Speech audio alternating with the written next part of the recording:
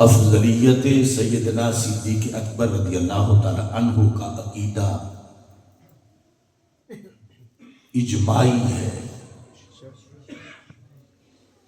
جمہوری نہیں۔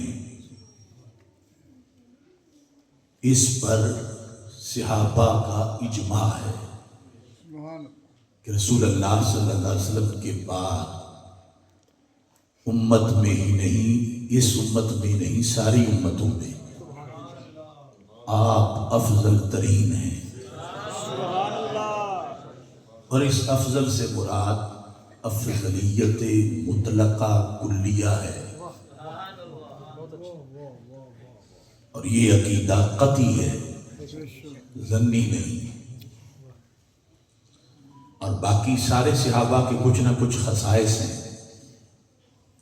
وہ جن کے خصائص ہیں وہ اپنی جگہ سب کے مانے جائیں گے، وہ ان کی جزئی فضیلتیں ہیں، لیکن بغیر کسی قید کے جب امت میں رسول اللہ کے بعد کسی کو افضل کہا جائے گا تو وہ سیدنا صدیق اکبر رضی اللہ تعالیٰ۔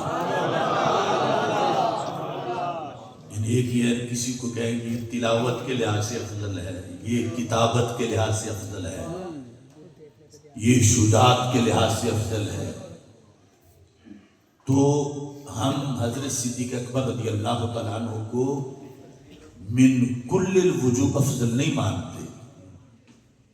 مثلا سیدنا عثمان غنی رضی اللہ تعالیٰ عنہ کی یہ فضیلت ہے جو دنیا انسانیت میں صرف انہی کی ہے کہ ان کے گھر میں ختم المرسلین صلی اللہ علیہ وسلم کی 2 شہزادیاں یکے بعد دیگرے آئیں۔ اب یہ فضیلت حضرت صدیق اکبر کو میسر نہیں ہے، یہ انہی کو میسر ہے۔ اور حضرت صدیق اکبر رضی اللہ تعالیٰ عنہ کی فضیلت مطلقہ ماننے کے لیے ان کی فضیلت کی نفی کرنا ضروری نہیں ہے، وہ اپنی جگہ ان کی فضیلت۔ اس طرح حضرت مولا علی رضی اللہ تعالیٰ عنہ کے سینکڑوں خصائص ہیں، وہ اپنی جگہ سارے مانے جائیں اور ان سے جزئی فضیلت ثابت ہوگی۔ افضلیت مطلقہ بغیر کسی قید کے وہ جس ہستی کی ہے، نبیوں کے بعد، رسولوں کے بعد، ملائکہ مقربین کے بعد، وہ ہستی حضرت سیدنا صدیق اکبر رضی اللہ تعالیٰ عنہ۔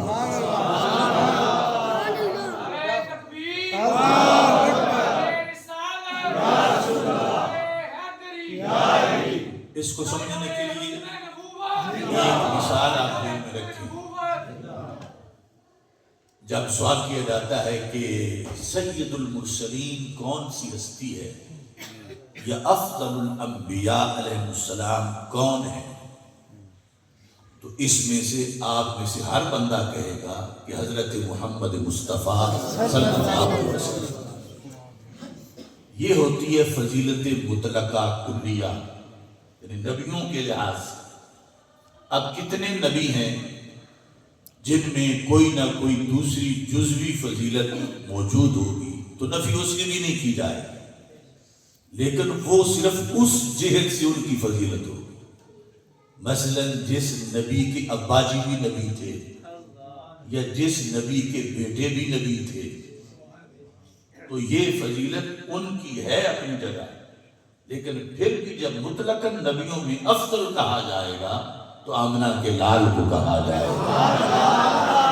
سبحان اللہ، سب سے اولا والا ہمارا نبی، سب سے بالا والا ہمارا نبی۔ اس واسطے اس افضلیت کے مسئلے کو سمجھنے کی ضرورت ہے۔ بعض لوگ خواہ ضد کر بیٹھتے ہیں کہ فلاں حدیث بھی ہے، فلاں بھی ہے، فلاں بھی ہے، تو وہ سب جزئی فضائل تسلیم شدہ ہے، ان سے افضلیت مطلقہ ثابت نہیں ہوتی۔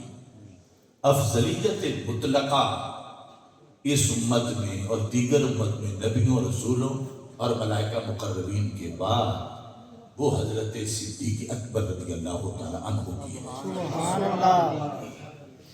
اب اس میں یہ بھی سوال آتا ہے کہ اس مسئلے کو بیان کرنے کی کیا ضرورت ہے، یا یہ کہ کیا تمہارے ہاتھ میں کیا پیمانہ ہے کہ فلاں کا پہلا نمبر ہے، فلاں کا دوسرا نمبر ہے، تم کون ہوتے ہو تو ہمارے ہاتھ میں کوئی پیمانہ نہیں، نہ ہم اس حیثیت کے ہیں، لیکن بحیثیت عالم دین جو اللہ نے بیان کیا ہے، جو اللہ کے رسول علیہ السلام نے بیان کیا ہے، جو صحابہ نے بیان کیا ہے، جو خود مولا علی رضی اللہ تعالیٰ عنہ نے بیان کیا ہے، جو تابعین امام اعظم ابو حنیفہ نے بیان کیا ہے، جو حضرت غوث پاک نے بیان کیا ہے، جو داتا گنج بخش دلیری نے بیان کیا ہے، جو مجدد الف ثانی نے بیان کیا ہے، جو امام احمد رضا بریلوی نے بیان کیا ہے، اگر وہ تو ہمارا حق بنتا ہے کہ ہم بھی اس کو بیان کریں، اور پھر جب دھاندلی ہو رہی ہو تو پھر تو بیان کرنا فرض ہو جاتا ہے۔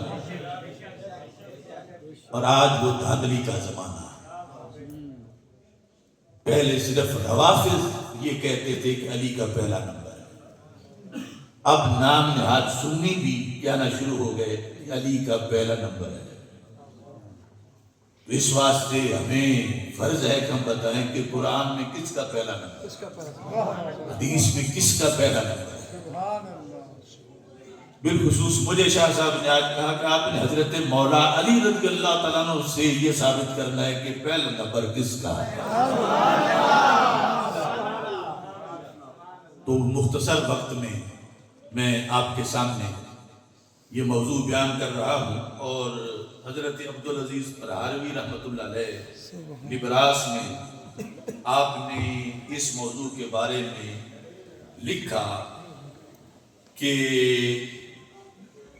کہنے لگے کہ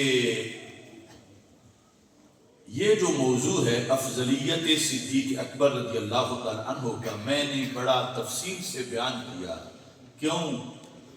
کہتے ہیں فَيَجِبُ عَلَى الْعُلَمَاءِ الْاِهْتِمَامُ بِمَسْأَلَةِ الْأَفْضَلِيَّةِ کہ عوام علماء پر یہ فرض ہے، واجب معنی فرض ہے کہ وہ سنیوں کو افضلیت کا مسئلہ بتائیں، کیونکہ اس مسئلے پر محض ایک بندے کی فضیلت کا ذکر نہیں کہ ان کی شان بیان ہو، اس پر کس کا مدار ہے۔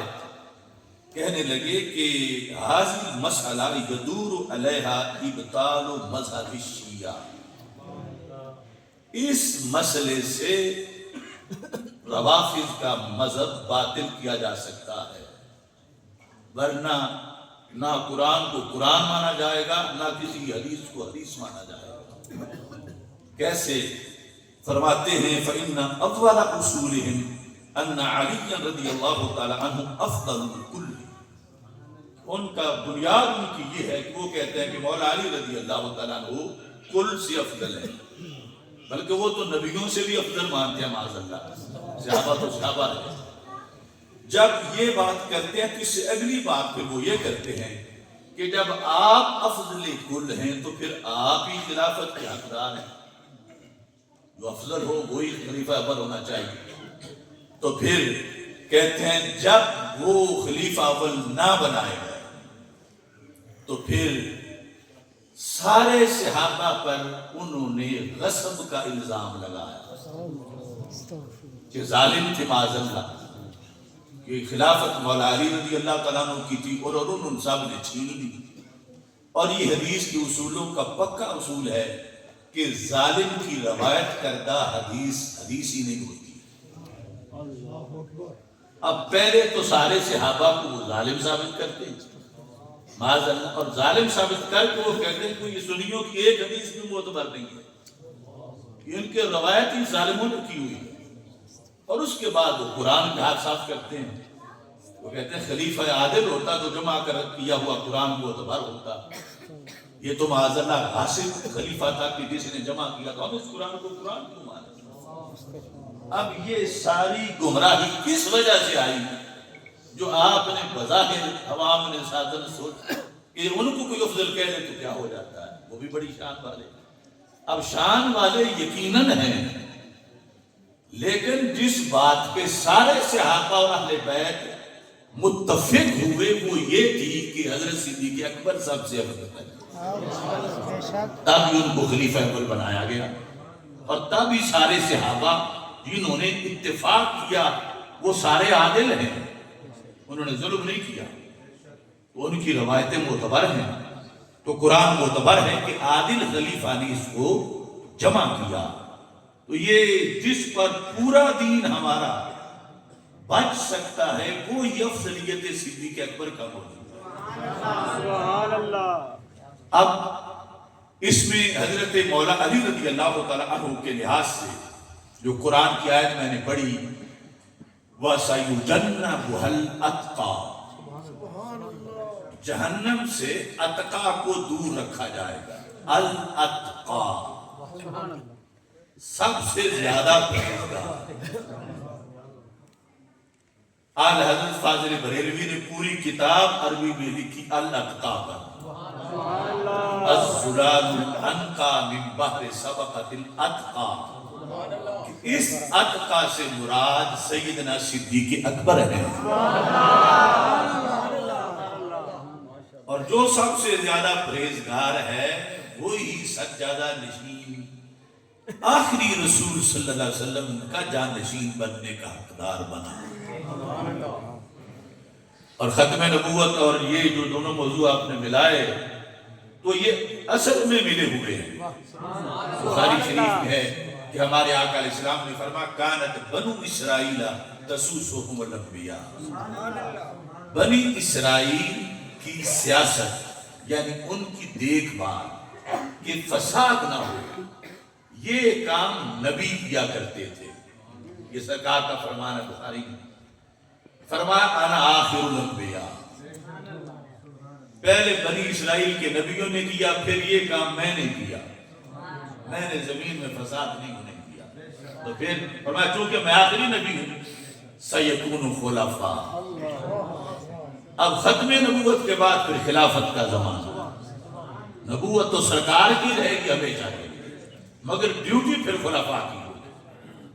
تو یہ پہلا وقت تھا تاریخ انسانیت میں جس کو نبھایا ہے صدیق اکبر رضی اللہ تعالیٰ. پہلا وقت کس لحاظ سے کہ انبیاء کرام علیہ السلام کی دنیا میں آمد ہوتی رہی، پیغام دیا چلے گئے، بگاڑ آیا تو نئے نبی آ گئے. پہلی مرتبہ ایسا تھا کہ نبوت کا دروازہ بند ہوا، وحی بند ہو گئی، اتنی بند کہ قیامت تک نہیں آئے گی. اور یہ نہیں کہ اب جیسے مرضی ہے ویسے کرو. حکم یہ ہے کہ جو دین اللہ کے نبی دے کے گئے ہیں اس پہ پورے پکے رہو اور اس دین میں سے ذرہ بھر بھی کم نہ ہونے دو. جس ہستی نے وحی کے تعاون کے بغیر پورا دین محفوظ کر کے اگلے خلیفے تک پہنچایا پہلے نمبر پہ اسے صدیق اکبر کہا جاتا. اس بات کی گہرائی تک اگر پہنچو، غزوات جنگیں سرکار نے بہت مشکل ترین حالات میں اسلام پھیلایا اور آپ کی جو صلاحیتیں ہیں کمالات ہیں وہ تو اور کسی نبی میں بھی نہیں، لیکن پھر بھی سہارا بڑا تھا وحی کا کہ محبوب اب اس طرح کر لو، اب اس طرح کر لو، اب اس طرح کر لو. جب وحی بند ہو گئی اور پالیسی پھر بھی یہ تھی ان الدین عند اللہ الاسلام کہ صرف اسلام سچا ہے، باقی سب کا مقابلہ کرنا ہے اور اسلام پہ آنچ نہیں آنے دیں.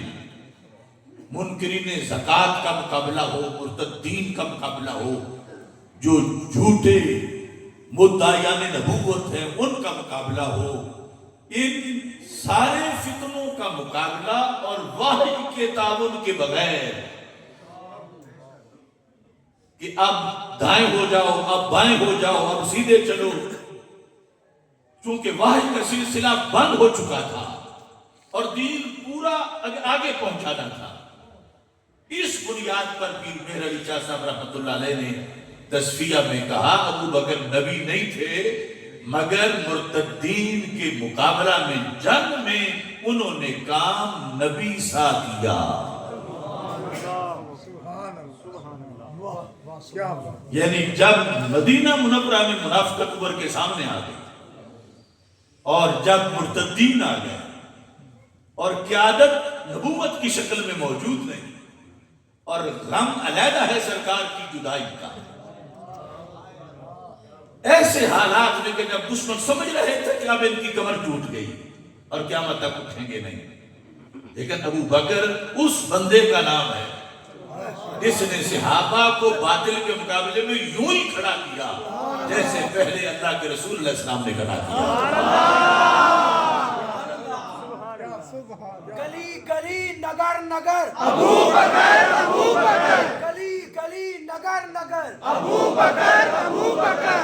البدایہ والنہایہ میں اس بات کی طرف اشارہ کرتے ہوئے مولا علی رضی اللہ تعالی عنہ نے فرمایا کہ جب 2-3 مہینے گزرے تھے ابھی ہمارے آقا علیہ السلام کی وصال کو کہ ذی قصہ کی طرف لشکر اسلامی بڑھا اور قیادت حضرت صدیق اکبر رضی اللہ تعالیٰ عنہ کر رہے تھے، تو حضرت مولا علی رضی اللہ تعالیٰ عنہ نے آگے بڑھ کے سواری کی جو لگام تھی یا نکیل تھی وہ پکڑ لی، اس کے سینے پہ ہاتھ رکھ کے اس کو روک لیا اور حضرت صدیق اکبر سے کہا الہینا یا امیر المومنین، امیر المومنین آپ کہاں جا رہے ہیں؟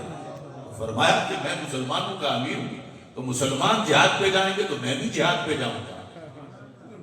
تو حضرت مولا علی نے فرمایا مجھے آج بھی میرے کانوں میں وہ لفظ موجود ہے۔ کون سے؟ فرمایا بدر والے دن ابھی اصولی جنگ شروع نہیں ہوئی تھی، جو طریقہ تھا کہ ایک ایک پہلوان پھر 2-2 دونوں طرف سے، پھر 3-3 4-4 اور پھر 10 لڑائی شروع ہو جائے، یہ تو ابھی شروع نہیں ہوئی اصولی طور پر، لیکن میرا بیٹا مجھے سامنے نظر آ رہا ہے کافروں کی فوج میں، اس کا سر اتارنا تو میرا حق ہے، تو مجھے اجازت دو میں کافروں کے جھرمٹ میں موجود اپنے بیٹے کا سر اتارا۔ حضرت علی کہتے ہیں کہ میں نے اس وقت یہ سنا کہ اللہ تعالیٰ کے محبوب علیہ السلام نے فرمایا ابو بکر میں کیسے آپ کو بھیج دوں پہلے ہی، انت منی بمنزلۃ سمعی و بصری، ابو بکر تم محمد الرسول اللہ کی آنکھیں بھی ہو اور کان بھی ہو۔ اللہ کا نبی اپنی آنکھیں پہلے ہی جھونک لے جنگ میں اور اپنے کان پہلے ہی جنگ میں جھونک لے، مطلب تھا کہ تمہیں سرکار نے سیر کر کے رکھا تھا۔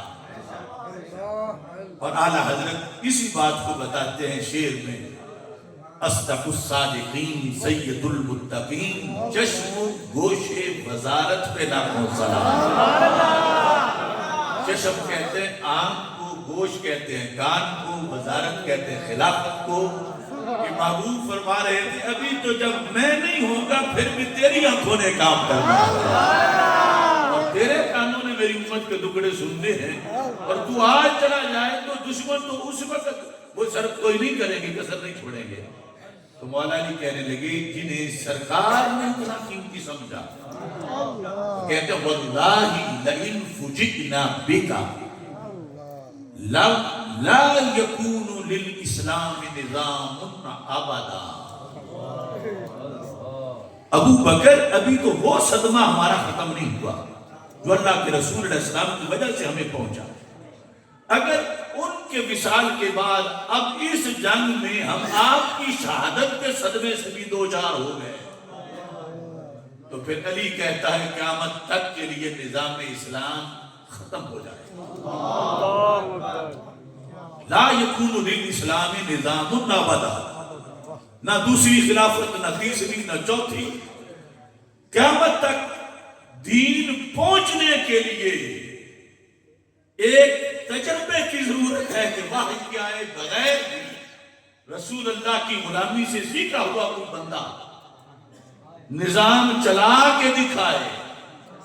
جب رستے بن جائیں گے تو پھر دوسرا خلیفہ بھی چل پڑے گا، پھر تیسرا بھی چل پڑے گا، پھر چوتھا بھی چل پڑے گا، لیکن اگر راہ بنائے بغیر آپ بھی شہید ہو گئے تو پھر اسلام ختم ہو جائے گا۔ یعنی وہ صرف بیعت ہی نہیں کیے ہوئے تھے اور افضل مانتے ہی نہیں تھے، بلکہ اسلام کی بقا کے لیے ان کی حکومت اور خلافت کو ضروری سمجھتے تھے کہ آپ نے جو کچھ اللہ کے نبی علیہ السلام سے سیکھا اس سے آپ حل نکال سکتے ہیں وحی کے بجائے، اس پہلی وحی کی برکت سے پھر بعد والے ظریفوں کے لیے آسانی ہو جائے گی کہ رستہ بن جائے گا کہ وحی کے بغیر کیسے گزارا کرنا ہے۔ تو یہ یعنی حضرت علی رضی اللہ تعالیٰ عنہ اس نوعیت کی افضلیت مانتے تھے حضرت صدیق اکبر رضی اللہ تعالیٰ عنہ کی، کہ یہ دین اسلام کی بقا کے لیے ضروری ہے۔ یہ محض ایک شخص کی فضیلت نہیں ہے بلکہ پورے قرآن، دین اسلام اور احادیث رسول صلی اللہ علیہ وسلم اس سب کے لیے مستقبل میں پہنچنے کا جو مرکز ہے، اس مرکز کو ابوبکر صدیق کہا جاتا ہے۔ اس بنیاد پر جامع ترمذی میں رسول اکرم صلی اللہ علیہ وسلم کا فرمان، جس کو مولا علی رضی اللہ تعالیٰ عنہ روایت کرتے ہیں، جو کہ ہمارا موضوع ہے کہ شان یار غار، شان نہیں بلکہ افضلیت یار غار بازوان حیدر کر رہا۔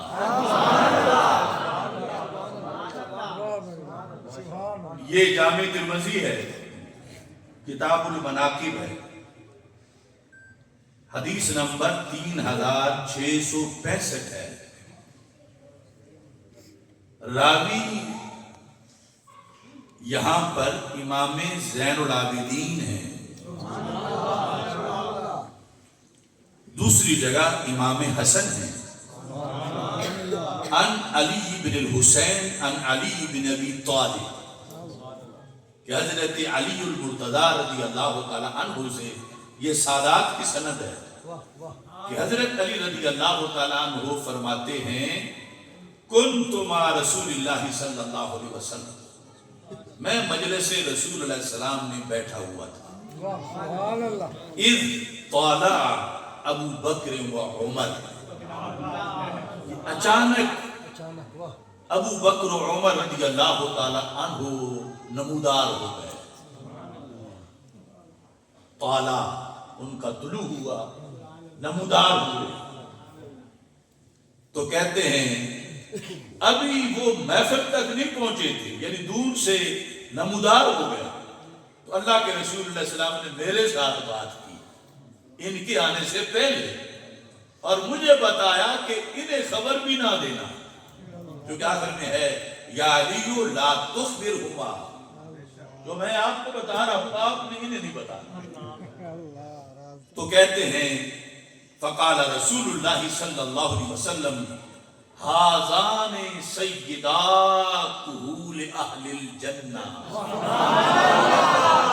یہ دونوں صدیق و عمر رضی اللہ تعالی عنہ سیدہ، اصل میں تھا سیدان، اضافہ سے نون گر گیا، سیدہ کہول اہل الجنہ، جو جنت کے مشائخ ہیں، جو جنت کے بوڑھے ہیں، ان سب کے یہ دونوں سردار ہیں، اور ساتھ کیا فرمایا من الاولین والآخرین، اب اول ڈھونڈو کہاں سے شروع ہوا، لیکن آگے ایک استثناء ہے، اور یہ قیود ہی ہمارا عقیدہ واضح کرتی ہے۔ اب پہلے حصے تک کی پڑھیں تو پھر تو معاذ اللہ نبیوں پر بھی فضیلت لازم آ جائے اور مانے، جبکہ وہ کفر ہے، تو ہمارے آقا علیہ السلام نے ساتھ یہ لفظ بولے الا النبیین والمرسلین، نبیوں اور رسولوں کے سوا حضرت آدم علیہ السلام کی امت سے لے کر قیامت تک کے انسانوں تک جتنی انسانیت ہے نبیوں رسولوں کے بعد، ان سب کی سرداری رب نے ان دونوں کو عطا فرمائی ہے۔ اب یہ سیاستہ میں حدیث ہے، یہ کچھ ذاکروں کے دوڑے نہیں،